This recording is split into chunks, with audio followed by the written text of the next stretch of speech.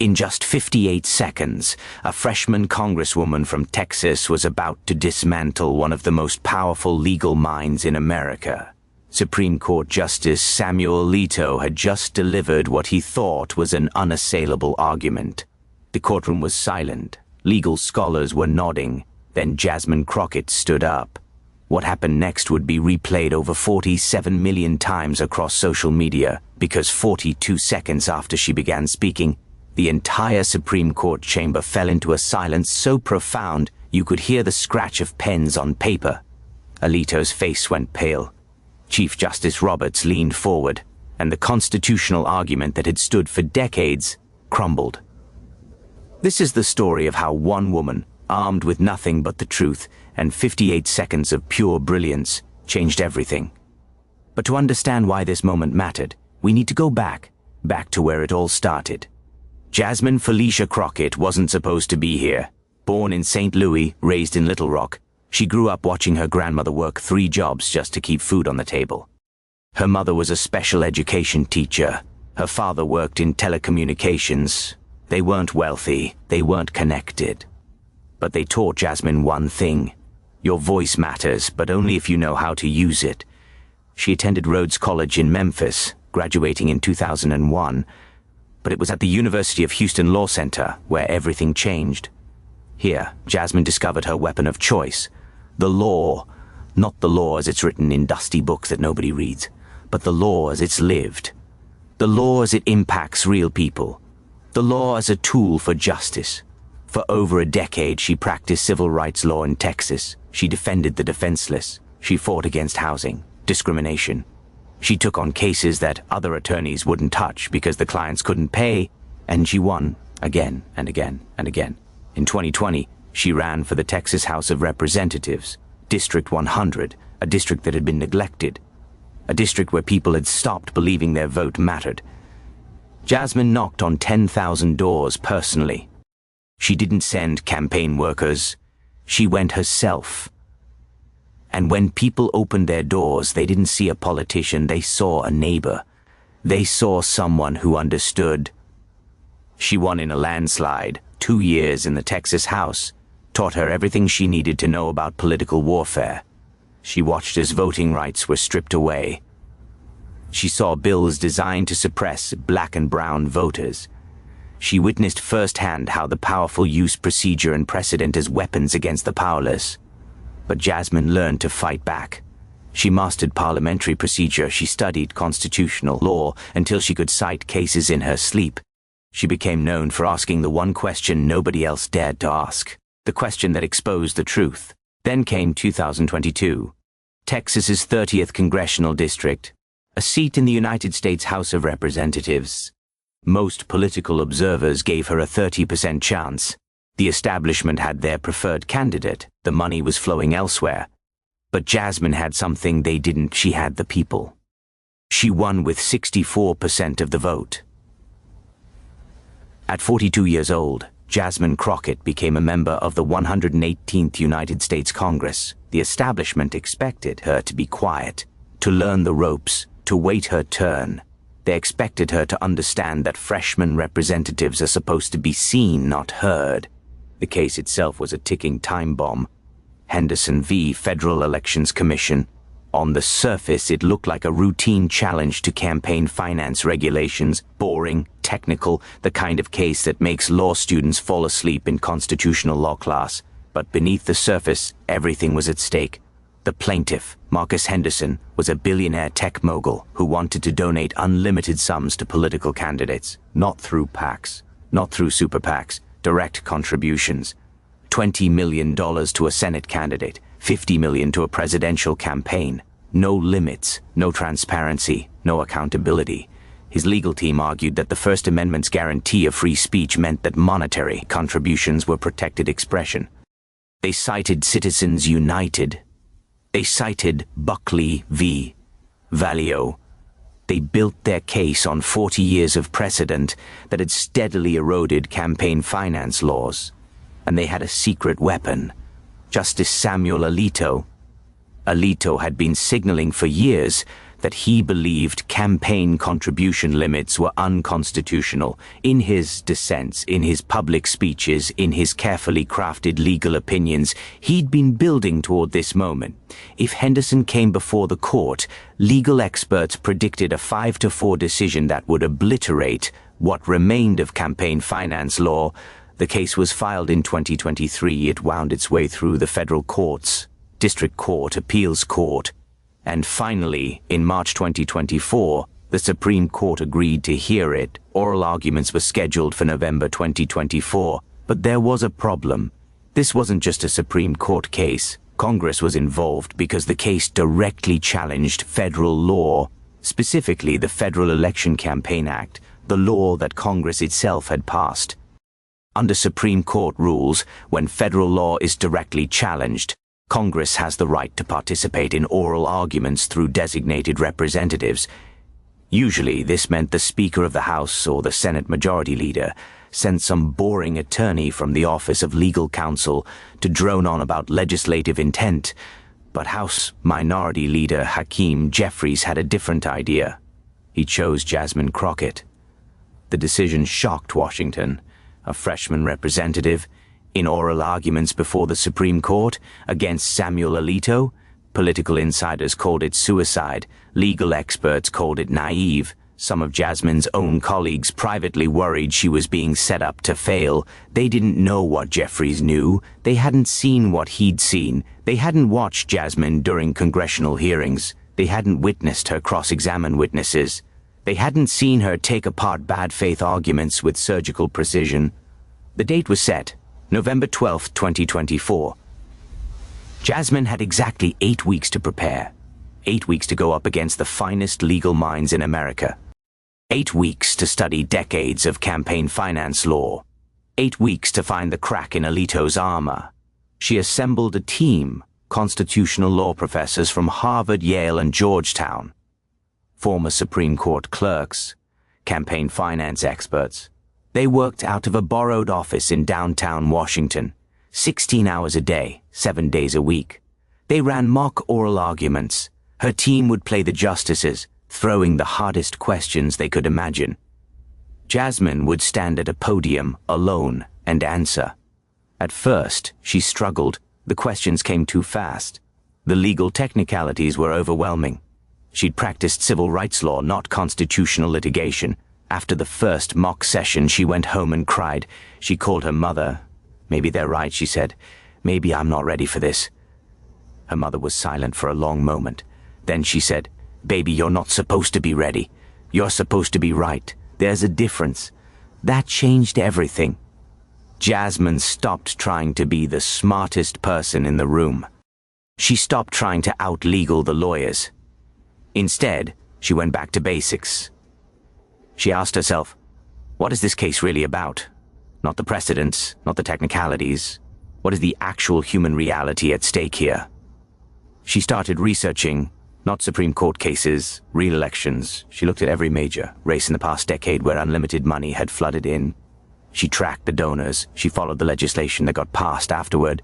She documented the pattern. What she found was damning. In race after race, when unlimited money came in, the same thing happened. The candidate with the most funding from wealthy donors won 87% of the time, and afterward those donors got what they paid for. Tax breaks, regulatory rollbacks, contracts, access, power. But Jasmine went deeper. She found the human stories. The single mother in Ohio who couldn't afford insulin because her state rejected Medicaid expansion. Legislation killed by lawmakers who received massive contributions from pharmaceutical companies.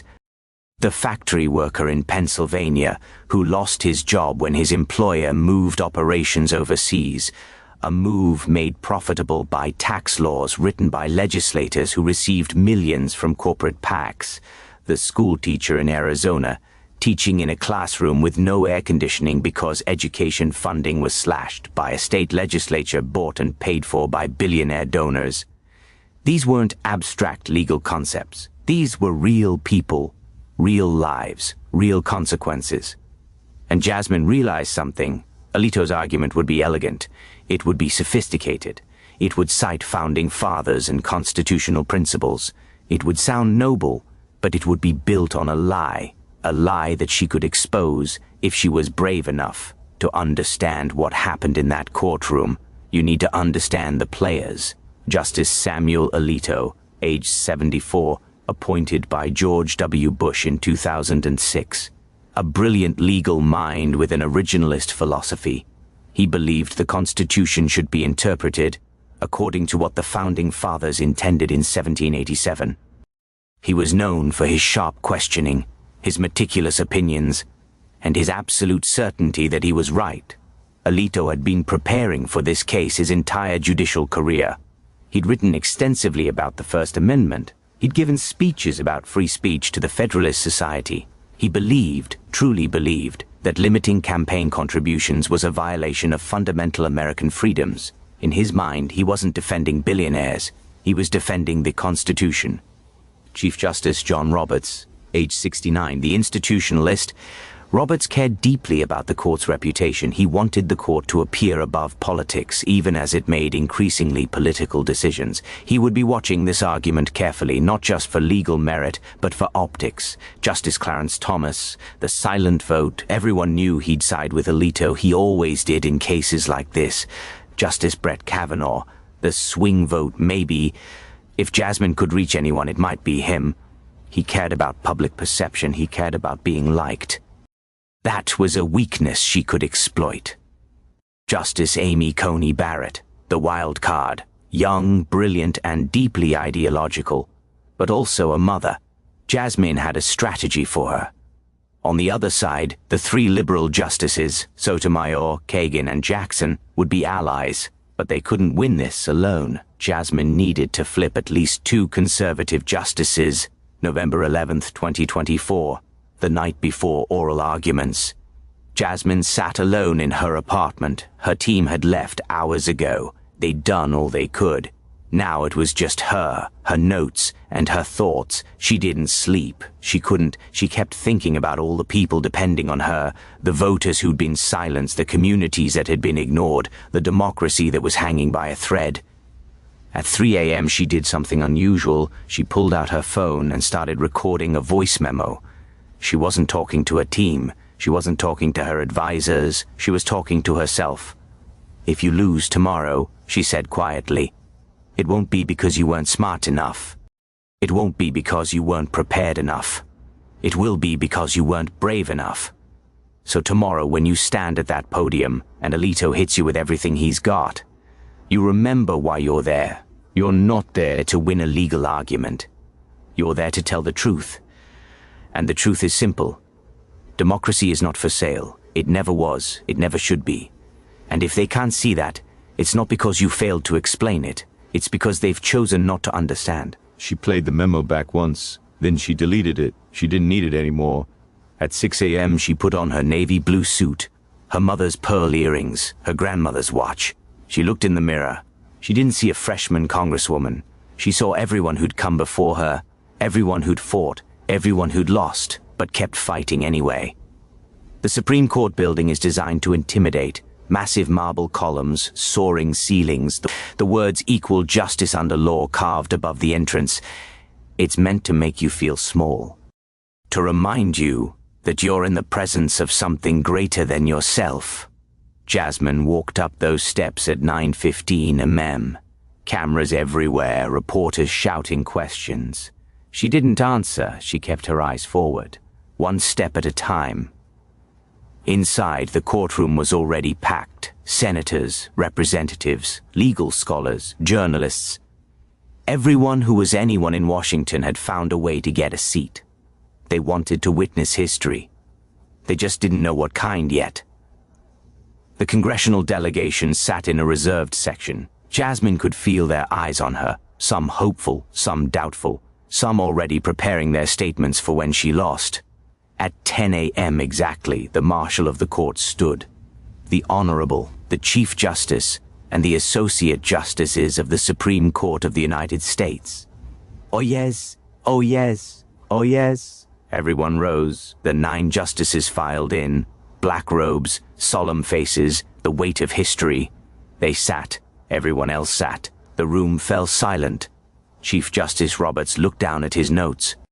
We will hear argument this morning in Case 23 to 719 Henderson v. Federal Elections Commission. He looked up. Mr. Thompson, you may begin. Marcus Henderson's attorney, James Thompson III, approached the podium. Harvard Law, Supreme Court clerk, partner at one of D.C.'s most prestigious firms. He'd argued before the court 11 times. He knew exactly what he was doing. His opening was smooth, polished. He talked about the First Amendment. He talked about freedom of expression. He talked about how money was necessary to spread political messages in a modern democracy. He cited Citizens United. He cited Buckley. He made it sound so reasonable, so obvious. Justice Sotomayor interrupted him almost immediately. Counselor, doesn't unlimited money in politics create the appearance of corruption, even if not explicit quid pro quo? Thompson was ready. Justice Sotomayor, the court has held repeatedly that only quid pro quo corruption or its appearance is sufficient to justify limiting political speech. Mere influence or access does not qualify. And so it went. Back and forth. Question and answer. For 30 minutes, Thompson masterfully defended his position. When he sat down, he looked confident. He should have been. He'd done well. Then came the government's attorney, Elizabeth Chen, Solicitor General's office. She defended the Federal Elections Commission and the existing campaign finance laws. She was good, very good. She talked about preventing corruption. She talked about protecting democratic integrity. She cited different precedents: Austin v. Michigan Chamber of Commerce, MC Connell v. FEC. But you could feel the room. The conservative justices weren't buying it. Alito, in particular, was openly skeptical. His questions were sharp, aggressive. He was signaling where he stood. When Chen finished, Roberts looked at his papers. The court will now hear from the congressional representative. He looked up. Miss Crockett, you have 15 minutes. Jasmine stood. Her heart was pounding. Her mouth was dry. Every eye in the room was on her. She walked to the podium. She looked up at the 9 justices. She took a breath. And she began, Mr. Chief Justice, may it please the court. I'm here today not as a constitutional scholar, not as someone who's argued before this court 11 times. I'm here as someone who knocked on 10,000 doors to win my seat in Congress. And I'm here to tell you what I learned. It was an unusual opening. Attorneys before the Supreme Court typically start with legal formalities. They cite cases, they reference precedents. They established their scholarly bona fides. Jasmine did none of that. She established her real-world credentials. And she immediately signaled this wasn't going to be a typical legal argument. Justice Alito leaned forward. You could see it on his face. He'd been waiting for this. Ms. Crockett, he interrupted. With all due respect to your door-knocking experience, we're here to discuss constitutional law, not campaign anecdotes. The question before the court is whether the First Amendment permits Congress to limit political contributions. Do you have a constitutional argument to present? The room went silent. It was a devastating opening move. Alito had just dismissed her credentials, her experience, and her entire approach in one question. Other attorneys would have been flustered, would have backpedaled, would have scrambled to cite cases and prove they belonged there. Jasmine didn't flinch. Justice Alito, I do have a constitutional argument, but before I make it, I need to address something you just said. You called my experience campaign anecdotes. With respect, that reveals the fundamental flaw in the petitioner's entire case. Now the room was really silent. No one talks to a Supreme Court justice like that. You don't tell them they have a fundamental flaw in their thinking. That's not how this works. Alito's eyes narrowed. I'm listening. The counter-argument. Justice Alito, you and the petitioner keep talking about the First Amendment like it's just about speech. Like money is speech. Like spending money to amplify your voice is protected expression. And on the surface, that sounds right. In the abstract, it even sounds noble. She paused, let it breathe. But the First Amendment doesn't exist in the abstract. It exists in reality, in the real world. The world where I knocked on those 10,000 doors. And in that world, here's what the First Amendment actually means for most Americans. She reached into a folder and pulled out a single sheet of paper. This is Maria Santos. She lives in my district. She's a nurse, single mother, 2 kids. She works 60 hours a week. And last election cycle, she donated $25 to my campaign. That was all she could afford. That $25 represented sacrifice. It represented hope. It represented her First Amendment right to participate in democracy. Jasmine looked directly at Alito. Now, Mr. Henderson, the petitioner in this case, donated $15 million to various political campaigns in the last election cycle. According to his brief, limiting his donations violates his First Amendment rights. So here's my question.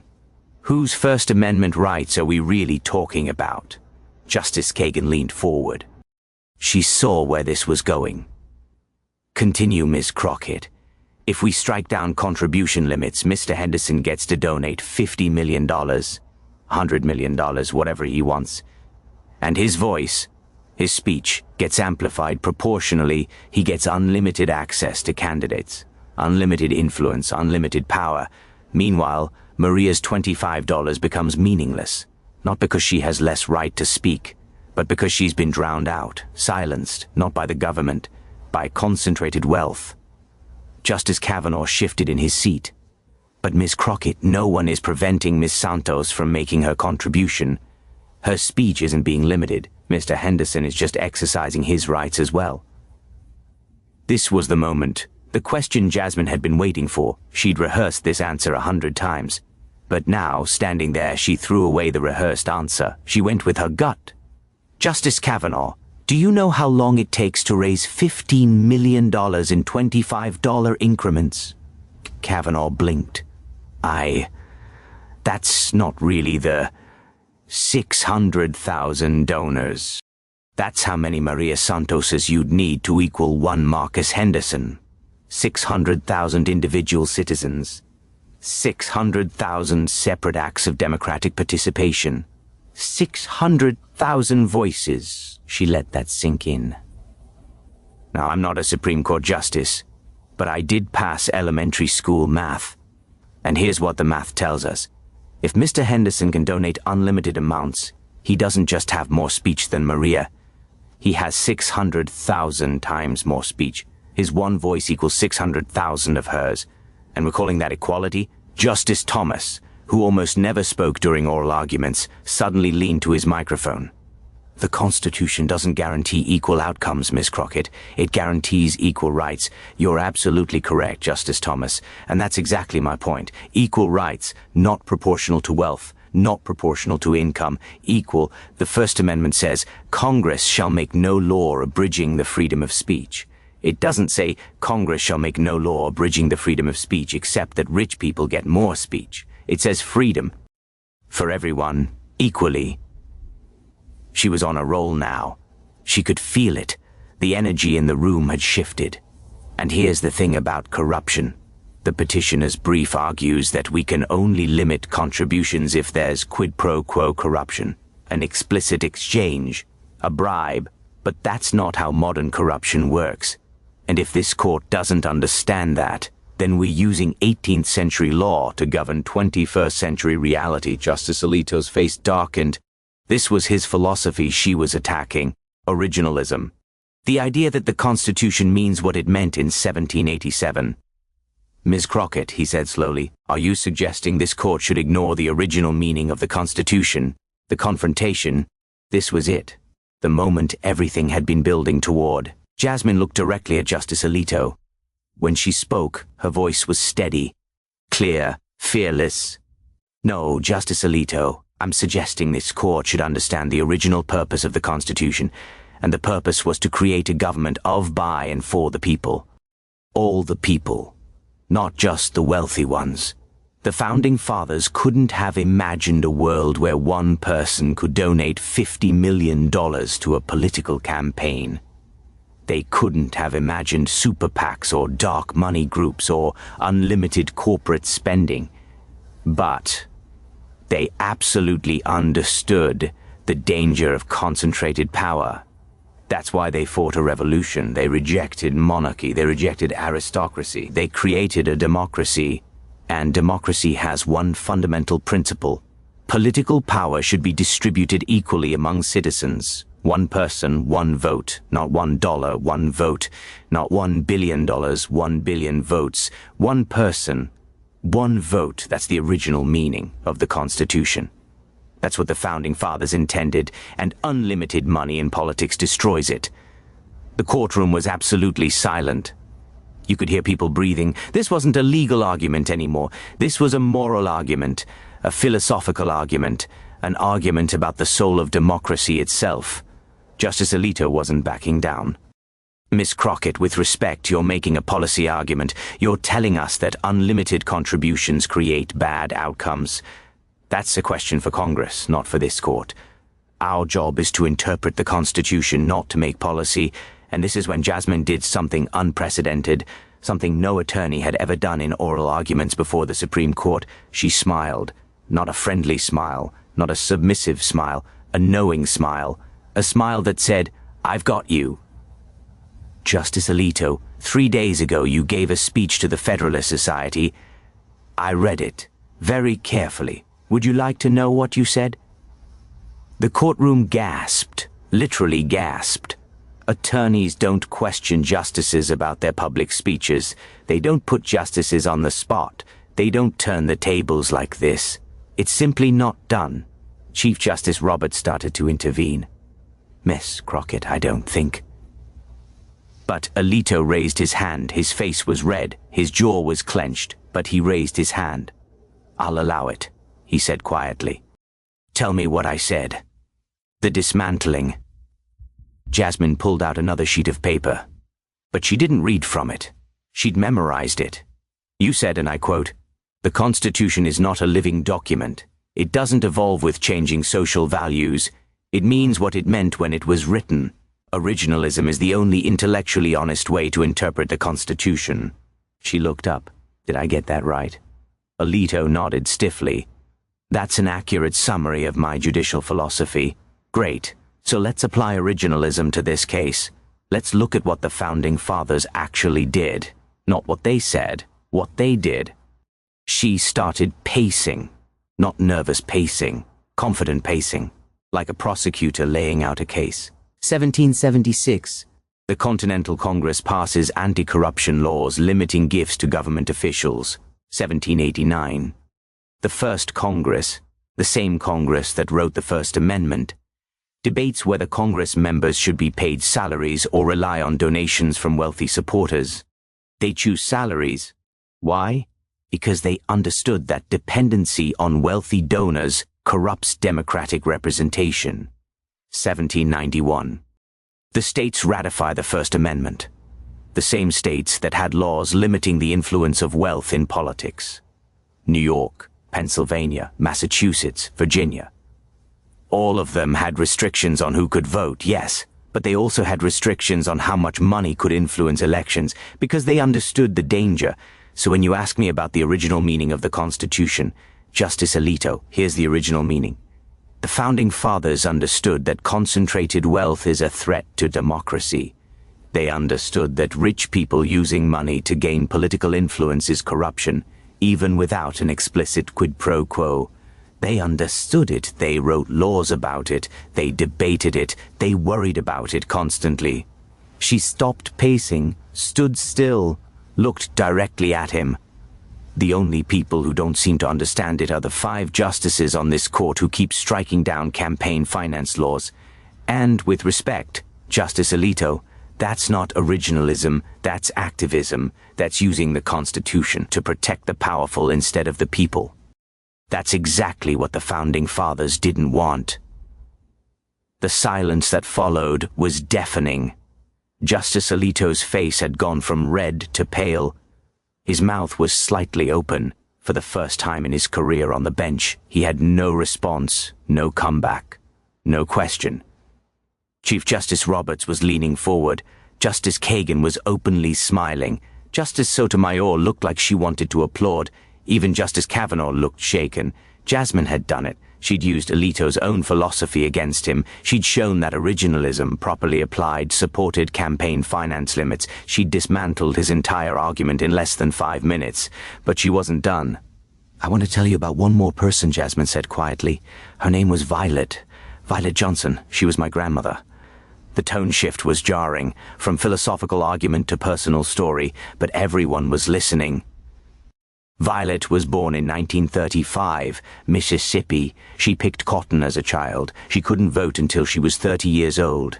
Not because she didn't want to. Not because she didn't try, but because she was black. And in Mississippi in 1935, that meant she had no rights. She used to tell me about watching white people vote. She'd see them walk into the courthouse, walk right past her, cast their ballots, and she'd think, someday I'll have that right. Someday I'll have that freedom. She got that right in 1965, the Voting Rights Act. She was 30 years old. She walked to that courthouse. She registered. She voted. And she told me later that it was the best day of her life. Not because of who she voted for, but because she got to vote. Because she finally had a voice. Jasmine's voice got stronger, louder. Violet died in 2019. She was 84 years old. And you know what she told me right before she died? She said, "Baby, I fought my whole life for the right to vote. Don't let them take it away." She didn't mean literally taking away the right to vote. She meant making it meaningless, making it irrelevant, drowning out ordinary voices with floods of money. So when you talk about the First Amendment, I think about Violet. When you talk about freedom of speech, I think about Violet. When you talk about equal rights, I think about Violet. And I ask myself, would unlimited money in politics give Violet more freedom or less? She looked at each justice in turn. Would it amplify her voice or silence it? Would it strengthen democracy or destroy it? You know the answer. Everyone in this room knows the answer. Unlimited money doesn't protect freedom. It concentrates power. It creates a system where 600,000 Violets equal one Marcus Henderson, where citizens don't matter unless they're wealthy, where democracy becomes an auction where the highest bidder wins. She paused, took a breath. The question before this court isn't complicated. It's not about constitutional interpretation or legal precedent or competing theories of the First Amendment. The question is simple. Do we want a democracy where every citizen has an equal voice? Or do we want an oligarchy where wealth determines political power? The Founding Fathers chose democracy. The people who ratified the Constitution chose democracy. Every generation since then has fought to expand and protect democracy. And now, this court gets to choose. Protect democracy, or protect plutocracy.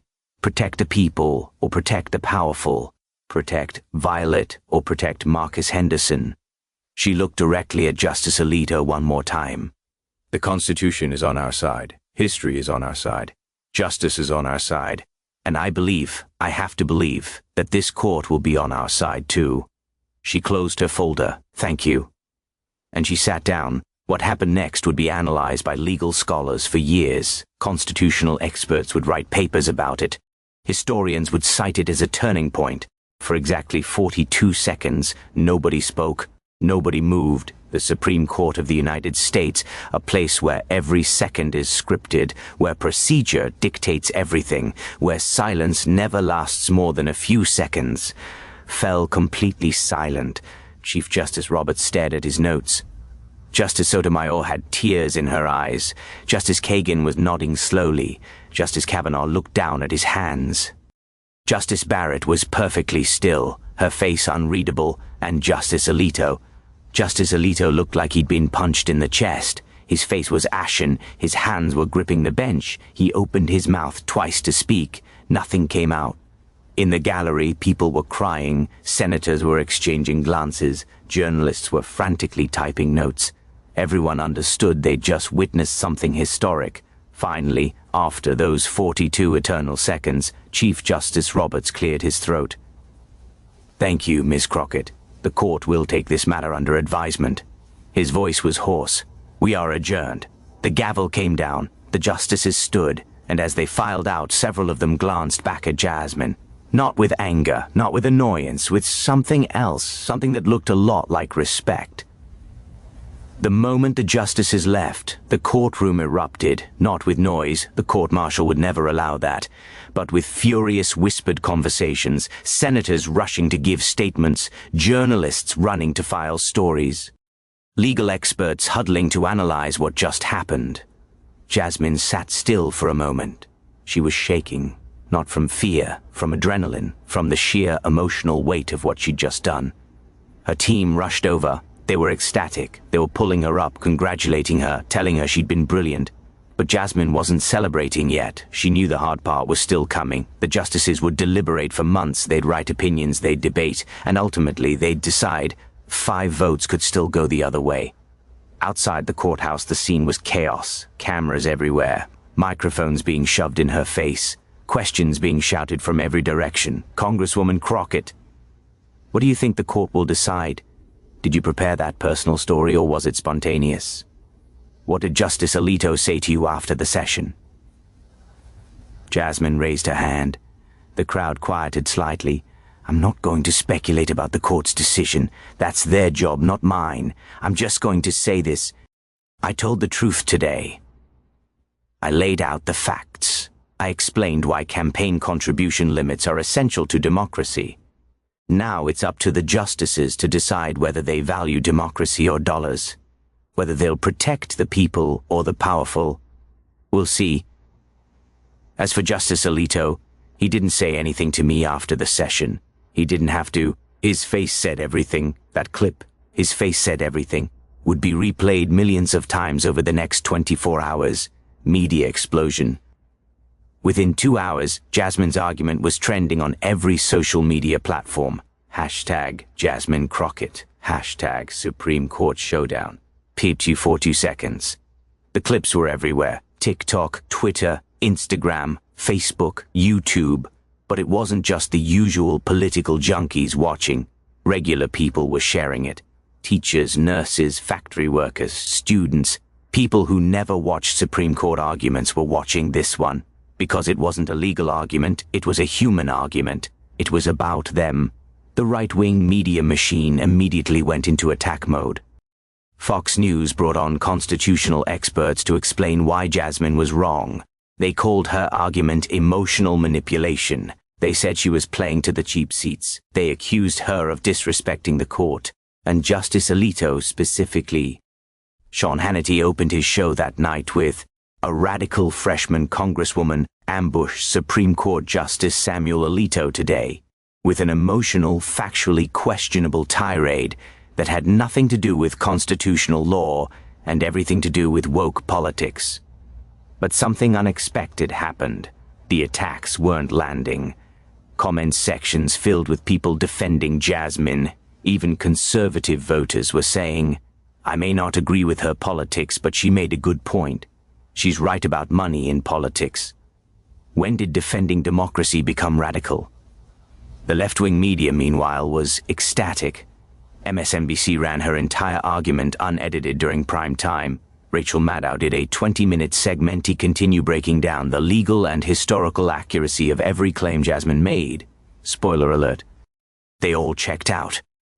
The New York Times ran a front-page story. Freshman Rep. Jasmine Crockett delivers stunning rebuke to Justice Alito in campaign finance case. The Washington Post called it one of the most effective oral arguments in modern Supreme Court history. Even legal scholars who typically stayed neutral were impressed. Lawrence Tribe, Harvard constitutional law professor, tweeted, "In 35 years of watching Supreme Court arguments, I've never seen anything like what Jasmine Crockett did today. She didn't just make a legal argument. She exposed the moral bankruptcy of the court's campaign finance jurisprudence. Masterful. But the most telling reactions came from inside the court itself. Normally, Supreme Court justices never comment on ongoing cases. They maintain absolute silence. But according to unnamed sources who spoke to reporters, the justices' chambers were in turmoil that night. Justice Alito reportedly cancelled all his scheduled meetings. Justice Kavanaugh was seen in deep conversation with Justice Roberts for over an hour. And Justice Barrett, according to one clerk, spent the entire evening rereading Citizens United. and the historical documents Jasmine had cited. The political earthquake. Within 48 hours, Jasmine's argument had changed the entire political conversation in Washington. Suddenly, campaign finance reform was back on the agenda. Bills that had been languishing in committee were being resurrected. Senators who had been afraid to touch the issue were giving speeches about the corrupting influence of money in politics. Representative Alexandria Ocasio-Cortez tweeted, "This is what happens when you send real people to Congress instead of career politicians." Jasmine Crockett just reminded the Supreme Court who they work for. Us. Senator Bernie Sanders called Jasmine personally. "You did what I've been trying to do for 30 years, he told her. "You made people understand that this isn't about left versus right. It's about democracy versus oligarchy. You changed the conversation. Even some Republicans were softening their positions. Senator Mitt Romney, who had previously supported unlimited campaign contributions, gave a carefully worded interview where he said, Representative Crockett raised some important questions about how money influences politics. I think it's a conversation worth having. That was Republican speak for, she's right, but I can't say it too loudly." The polling was remarkable. A CNN poll conducted 3 days after the argument showed that 73% of Americans supported campaign contribution limits. That included 54% of Republicans. Jasmine had shifted public opinion by nearly 15 points in 72 hours. Political strategists were stunned in our polarized environment. "Moving the needle by 15 points in 3 days is basically impossible," said David Axelrod, Obama's former campaign manager. Jasmine Crockett just did the impossible. The waiting game, but none of that mattered if the Supreme Court ruled against her, and everyone knew the odds were still tough. Supreme Court justices don't like being told they're wrong. They especially don't like being told they're wrong in public, in front of cameras, with millions watching. Legal experts worried that Jasmine's aggressive approach might backfire. "She embarrassed Alito," said one former Supreme Court clerk who requested anonymity. "She called out his hypocrisy in front of the entire world. He's human. He might dig in his heels just to prove he can't be bullied." Others disagreed. "Alito is a lot of things, but he's not petty," said another expert. "He genuinely believes in his originalist philosophy, and Jasmine just used that philosophy against him. That's not bullying, that's intellectual jujitsu, and I think he respects it, even if it infuriated him." The court's decision wouldn't come for months. Typically, cases argued in November were decided in June. That meant 7 months of waiting, 7 months of speculation, 7 months of Jasmine wondering if she'd done enough. She went back to work, committee hearings, constituent meetings, the normal work of being a congresswoman. But everywhere she went, people wanted to talk about the Supreme Court, wanted to thank her, wanted to tell her their own stories about feeling powerless in a system dominated by money. She heard from Maria Santos, the nurse whose story she'd told. Maria called her office, crying. "You remembered my name," she said. "You told the Supreme Court about me. Nobody's ever done anything like that for me before." She heard from thousands of people just like Maria. The emails crashed her congressional server. Her office had to hire temporary staff just to handle the volume. People sent donations not to her campaign, but to organizations fighting for campaign finance reform. Millions of dollars flooded in. The movement she'd sparked was growing, but the question remained. Would the court listen? Cracks in the facade.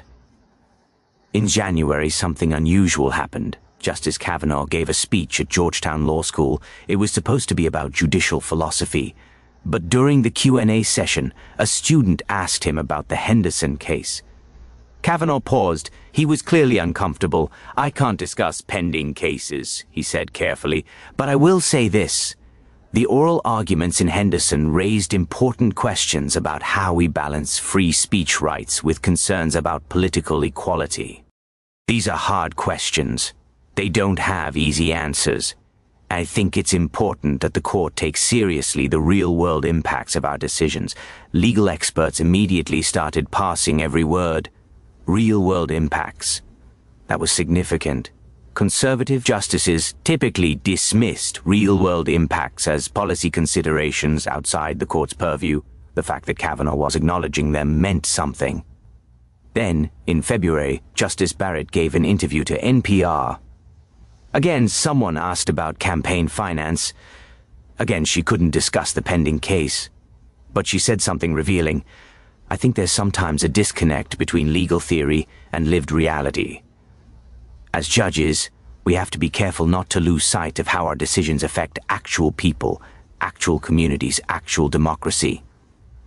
2 justices, 2 subtle signals. The court was divided. The outcome was uncertain. In March, leaks started appearing in the press. Anonymous sources described heated debates in the justices' chambers. Alito was reportedly writing a fiery defense of unlimited contributions.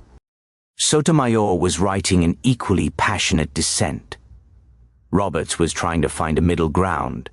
Kavanaugh and Barrett were the swing votes, and they were wavering. One leak, published in Politico, claimed that Justice Kavanaugh had told his clerks, "I can't get Jasmine Crockett's grandmother out of my head. What's the point of having a democracy if ordinary people can't meaningfully participate?" If true, Jasmine's personal story had done exactly what she'd hoped. It had made the issue human. It had forced the justices to confront the reality behind the legal abstractions. June 28, 2025. The Supreme Court announces its decisions on Mondays and Thursdays during June. By late June, everyone knew Henderson was coming. It was the biggest case of the term. The court was saving it for last. June 28 was a Thursday, the final decision day of the term. Jasmine was in her office in the Rayburn House office building when her phone rang. It was Hakeem Jeffries. "Turn on C-SPAN," he said. Now. She did. The Supreme Court was in session. Chief Justice Roberts was speaking.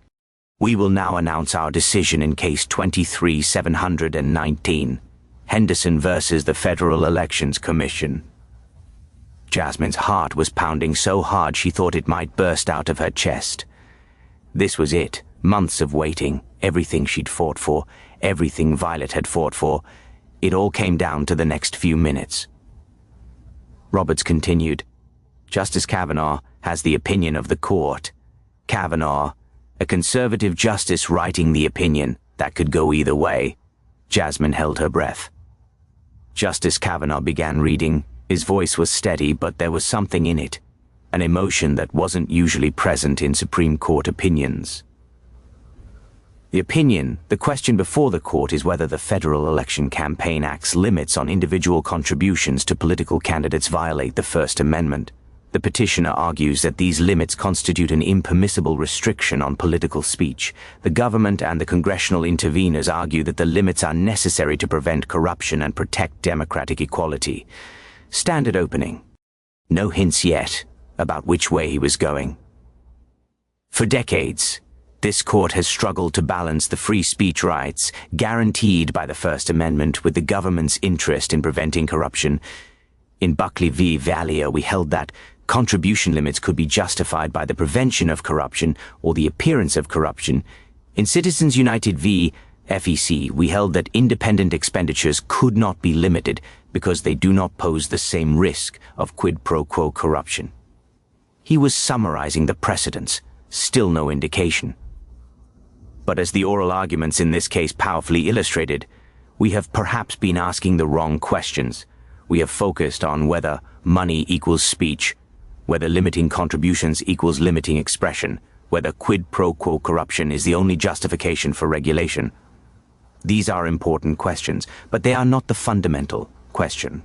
Jasmine leaned forward. This was new language. This wasn't standard legal analysis. The fundamental question is this: what does the First Amendment protect? Not just as a legal matter, but as a constitutional value. What is the purpose of free speech in a democratic society? Kavanaugh looked up from his papers. He was speaking extemporaneously now, something justices rarely did when announcing decisions. The answer, we believe, is this: the First Amendment protects free speech because democracy requires informed debate and public discourse, because citizens need to be able to criticize their government without fear, because the marketplace of ideas only functions if all voices can be heard. The purpose of the First Amendment is not to protect speech as such. It's to protect democracy. Jasmine felt tears starting to form. He was using her argument almost word for word. And democracy has a core principle. Political power should be distributed equally among citizens, one person, one vote. This principle is enshrined in the 14th Amendment's Equal Protection Clause. It's reflected in the Voting Rights Act. It's embedded in the fundamental structure of our constitutional system. The question then is whether unlimited campaign contributions are compatible with this principle. The petitioner argues that they are, that my right to spend money on political advocacy doesn't diminish your right to vote or speak, that we both have equal rights, even if we have unequal resources. This argument has a certain surface appeal, but it fails upon closer examination. He paused. Let the weight of those words sink in. It fails because in the real world, not the abstract world of legal theory, but the real world where actual elections take place and actual people participate in democracy, unlimited contributions do not enhance speech. They drown it out. They create a system where a small number of wealthy donors have vastly more influence than ordinary citizens, where elected officials spend more time with millionaires than with the people they represent, where policy is shaped by those who can afford to donate, not by those affected by the policy. This is not corruption in the traditional quid pro quo sense. There is no explicit bribe, no illegal exchange, but it is corruption nonetheless.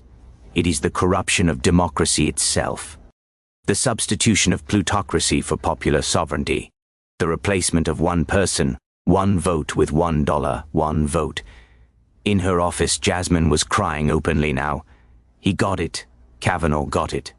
One of the conservative justices understood.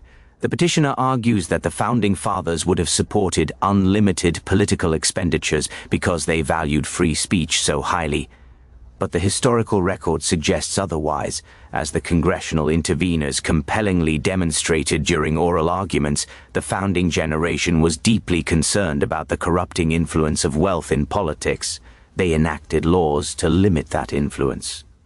They chose to pay members of Congress salaries rather than allowing them to rely on donations. They understood that a democracy cannot function if only the wealthy can meaningfully participate.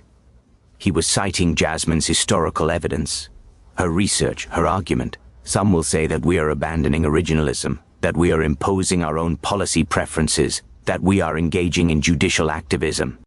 We disagree.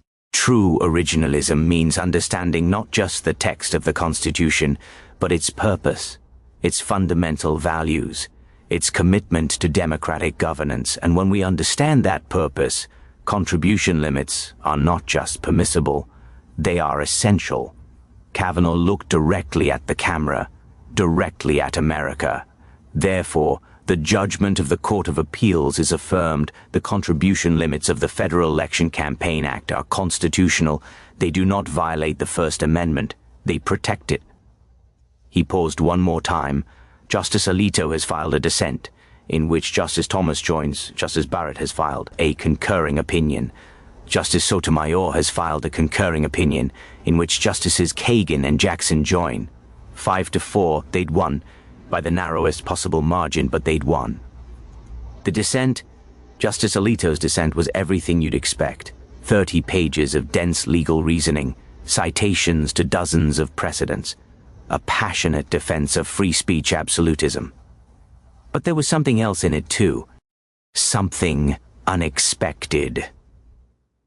Near the end, Alito wrote, "The majority opinion relies heavily on the oral arguments presented by Representative Crockett. I respect Representative Crockett's advocacy and her evident passion for her position. She made a powerful case. But passion is not the same as legal reasoning. Emotion is not the same as constitutional interpretation. This court should not make decisions based on which argument tugs hardest at our heartstrings." That said, I acknowledge that Representative Crockett raised important questions about the real-world effects of unlimited campaign contributions. These are questions that deserve serious consideration. I simply believe they are questions for the democratic process, not for this court. If the American people want stricter campaign finance laws, they can elect representatives who will enact them, but this court should not make that choice for them. It was a dissent, a strong dissent. But even in dissenting, Alito had acknowledged the power of Jasmine's argument. He'd shown respect. Coming from Alito, that was significant.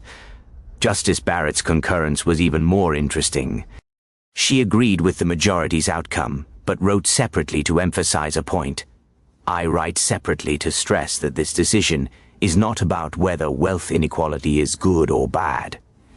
It's not about whether we prefer a society with more or less economic equality.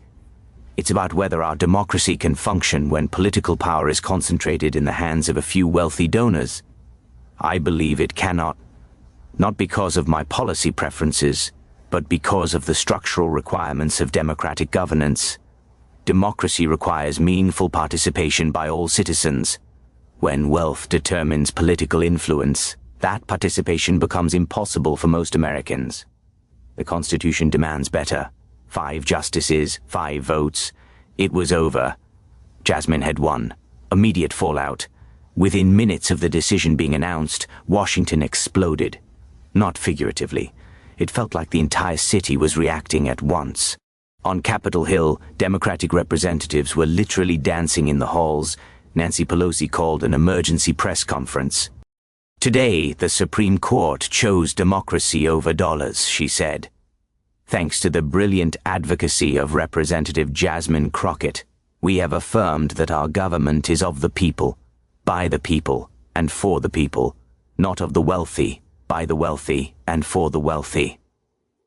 Republicans were more subdued. Many stayed silent. Some issued carefully worded statements about respecting the court's decision while disagreeing with it. A few, like Senator Romney, surprised everyone by saying, "While I have concerns about this decision's impact on free speech, I respect the court's reasoning. Perhaps it's time for Congress to revisit comprehensive campaign finance reform." President Biden called Jasmine personally. "Congratulations, Congresswoman," he said. "You just made history, and you just made democracy a little bit stronger. I'm proud of you. The country should be proud of you." But the most emotional calls came from ordinary people. Maria Santos called again, sobbing so hard she could barely speak. "You did it," she managed to say. "You actually did it. My voice matters now. My $25 matters." That was what it was about. Not legal theories, not constitutional interpretation, real people, real voices, real democracy. The broader implications. Legal experts immediately began analyzing what the Henderson decision meant for other areas of law. The implications were massive. First, Citizens United was still standing, but it was seriously weakened. The court hadn't overruled it directly, but the reasoning in Henderson contradicted Citizens United's core logic. If unlimited contributions corrupt democracy, how can unlimited independent expenditures be okay? The court would have to grapple with that contradiction eventually. Second, the decision opened the door for much stricter campaign finance regulations. Congress could now pass laws limiting not just direct contributions, but coordinated expenditures, dark money groups, super PACs. The legal reasoning in Henderson supported all of it. Third, and perhaps most importantly, the decision represented a fundamental shift in how the Supreme Court thought about the First Amendment. For decades, the conservative justices had treated the First Amendment as an absolute right that trumped almost everything else. Henderson said, "No, the First Amendment has to be balanced against other constitutional values, including democratic equality." This was a philosophical earthquake. It would reshape constitutional law for generations. State legislatures immediately began passing new campaign finance laws. New York, California, Massachusetts, Washington, Illinois. Within weeks, a dozen states had enacted stricter contribution limits, publicly funded campaigns, and transparency requirements. At the federal level, Senator Sheldon Whitehouse introduced the Democracy for All Amendment, a constitutional amendment that would explicitly authorize Congress to regulate campaign spending. Before Henderson, it had no chance. After Henderson, it suddenly had momentum. Not enough to pass. Constitutional amendments need 2/3 of Congress and 3/4 of states. But enough to start a serious conversation. Jasmine's transformation, the Henderson case, transformed Jasmine Crockett from a freshman representative into a national figure. Overnight, she became one of the most recognizable politicians in America. She was invited to speak at Harvard Law School, at Yale, at Stanford. Universities wanted her to teach constitutional law, even though she'd never been a constitutional scholar. You don't need to be a scholar, one dean told her. You understand the Constitution better than most scholars. You understand what it's for. She was offered book deals, movie deals, her own talk show. She turned almost all of them down. I'm not here to be famous, she told her staff. I'm here to do work. But she accepted some speaking engagements. She spoke at high schools in low-income communities. She spoke at community colleges. She spoke to the people who needed to hear that their voices mattered, that democracy wasn't just for the rich and powerful, that one person could make a difference. At a high school in Detroit, a student asked her, "How did you have the courage to stand up to a Supreme Court justice like that? Weren't you scared?" Jasmine thought about it. "I was terrified," she said honestly. "But I was more scared of what would happen if I didn't speak up. I was more scared of living in a country where money matters more than people. I was more scared of betraying my grandmother's memory. Sometimes courage isn't about not being afraid. It's about being afraid and doing it anyway." The clip of that answer went viral. Millions of views, countless shares. It resonated because it was real, because Jasmine was real. She wasn't a polished politician giving focus grouped answers. She was a human being trying to make a difference. The political consequences. The 2026 midterms became a referendum on campaign finance reform. Democratic candidates ran on strengthening the laws upheld in Henderson. Republican candidates were split. Some embraced reform, others opposed it. Many tried to avoid the issue entirely. The results were stark. Democrats gained 12 seats in the House and 3 in the Senate. Exit polls showed that campaign finance reform was the third most important issue for voters, behind only the economy and health care. And on that issue, voters trusted Democrats by a 20-point margin. Jasmine became one of the most sought-after campaign surrogates in the country. She traveled to competitive districts, rallying voters, making the case for reform, and everywhere she went, crowds showed up. Not typical political rally crowds of a few hundred people, thousands, sometimes tens of thousands. In Pennsylvania, she spoke to 15,000 people in Philadelphia, in Georgia, 12,000 in Atlanta, in Arizona, 10,000 in Phoenix. These weren't celebrity rallies, these were democracy rallies. People showed up because they believed that maybe, finally, the system could change. And change it did. By the end of 2026, Congress had passed the Fair Elections Act, the most comprehensive campaign finance reform in 50 years. It expanded contribution limits, strengthened disclosure requirements, created a small donor matching system, and established a voluntary public financing program for federal candidates. President Biden signed it in a ceremony at the White House. Jasmine stood behind him, along with the other key legislators who'd made it happen. When Biden finished signing, he turned and handed Jasmine the pen.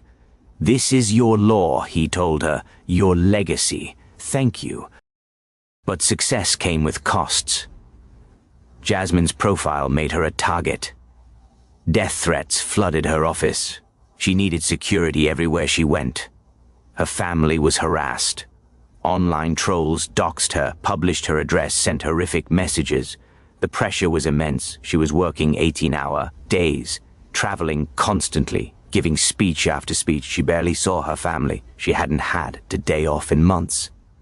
Her staff worried she was burning out. One night, alone in her apartment after a particularly brutal day, she called her mother. "I don't know if I can keep doing this," she said, her voice breaking. "It's too much. The hate, the pressure, the constant attacks. Maybe I should just step back. Let someone else carry this forward." Her mother was quiet for a long time. Then she said, "Baby, do you remember what Violet told you before she died? Don't let them take it away." "That's right. Don't let them take it away. Not your voice, not your power, not your purpose. They want you to quit." That's why they're attacking you. Because you scare them. Because you're winning. So don't give them what they want. Don't let them take it away. Jasmine wiped her eyes. I'm so tired, Mama. I know, baby. I know, but you're not done yet. Rest when you need to. But don't quit. You've come too far. Too many people are counting on you. The next morning, Jasmine went back to work. She hired more security. She got therapy to deal with the trauma of constant threats. She set better boundaries, carved out time for herself and her family. She learned that taking care of herself wasn't selfish. It was necessary, because she couldn't fight for others if she wasn't strong enough to stand. June 28, 2027.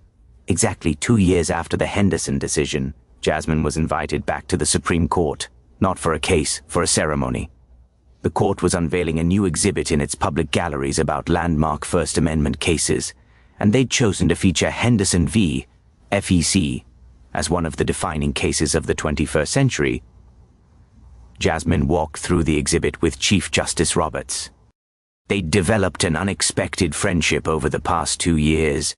Roberts had been impressed by her advocacy, and he'd told her privately that she'd changed his thinking about campaign finance. They stopped in front of the Henderson display. There was a photograph of Jasmine at the podium, a transcript of her argument, and a plaque with Justice Kavanaugh's key quote, "The purpose of the First Amendment is not to protect speech as such. It's to protect democracy." "You did something remarkable," Roberts told her. "You changed the court, not just the outcome of one case. You changed how we think, how we approach these questions. That's rare. Most attorneys just argue their case. You changed the conversation."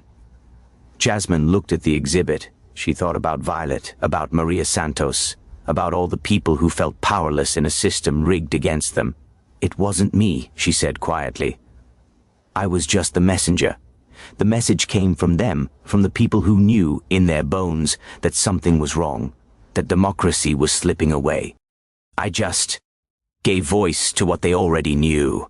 Robert smiled. "That's what great advocacy is. Giving voice to truth." The Henderson decision's impact extended far beyond campaign finance law. It sparked a broader movement for democratic reform.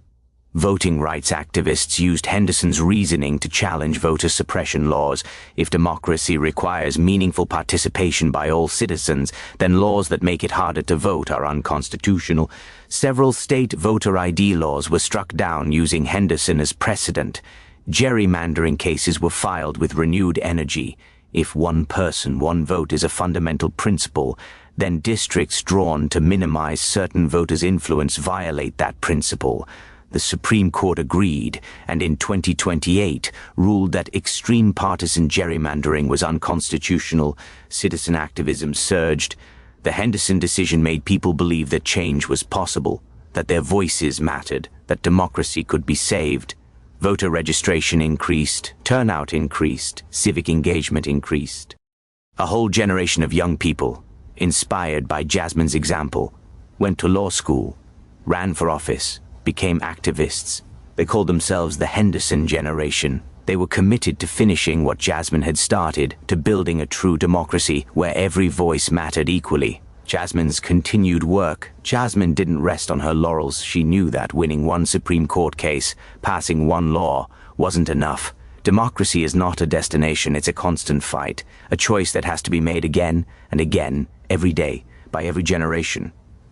She introduced legislation to expand voting rights, to protect election integrity, to strengthen democratic institutions. Not all of it passed. Politics is slow. Progress is incremental. But she kept fighting. She also worked on issues beyond campaign finance, healthcare, climate change, criminal justice reform, education. She understood that democracy wasn't just about who got to vote or how much money influenced elections. It was about whether the government worked for everyone or just the privileged few. And she mentored the next generation. Young women, especially young women of color, who saw in Jasmine proof that they belonged in these spaces, that they could stand up to the powerful and win, that their voices mattered. She told them what her grandmother told her: your voice matters, but only if you use it. The 2028 election By 2028, Jasmine had been in Congress for 6 years. She'd accomplished more than most representatives accomplish in the Henderson case, the Fair Elections Act, voting rights protections. A transformed Democratic Party that was actually fighting for working people again. Rumors started circulating that she might run for Senate or even higher office. People started floating her name for vice president. For president eventually. Jasmine shut down those rumors quickly. "I'm not interested in titles," she said in an interview. "I'm interested in work. And the work is in the House, fighting every day for the people who elected me, for the Marias and the Violets. That's where I'm needed. That's where I'll stay."